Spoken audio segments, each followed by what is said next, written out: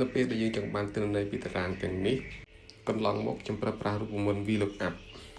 ឥឡូវខ្ញុំសូមណែនាំប្រើប្រាស់ XLOOKUP វិញព្រោះវាងាយស្រួលជាង VLOOKUP អញ្ចឹងយើងចូលអនុវត្តតែម្ដងគន្តែវាយសញ្ញាស្មើមកវាយវា XLOOKUP មក select key to ដែលជាទីតាំងបញ្ចូលទិន្នន័យចុចសញ្ញាក្បៀសមួយហើយយើងមកអូសទិន្នន័យ ID បាទរួចចុចសញ្ញាក្បៀសមួយទៀតបាទយើងមកអូសត្រង់ឈ្មោះបាទហើយយើងត្រឡប់មកកាន់រូបមន្តយើងវិញយើងចុចសញ្ញាក្បៀសមួយទៀតយើងវាយសញ្ញាខណ្ឌមកសម្រាប់បញ្ចូលលក្ខខណ្ឌមួយទៀតបើសិនជាតារាងបញ្ចូលទិន្នន័យហ្នឹងវាអត់មានទិន្នន័យយើងដាក់ឲ្យវាកំណត់ឲ្យវាថារកមិនឃើញបន្ទាប់មកយើងបិទវងកញ្ចក់មកវិញយើងចុច enter មកបាទ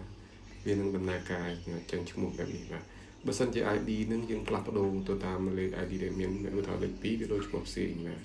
ទឬក៏យើងដូរទៅឈ្មោះដែលមិនមាននៅក្នុងទិន្នន័យក្នុងតារាងខាងនោះវាដាក់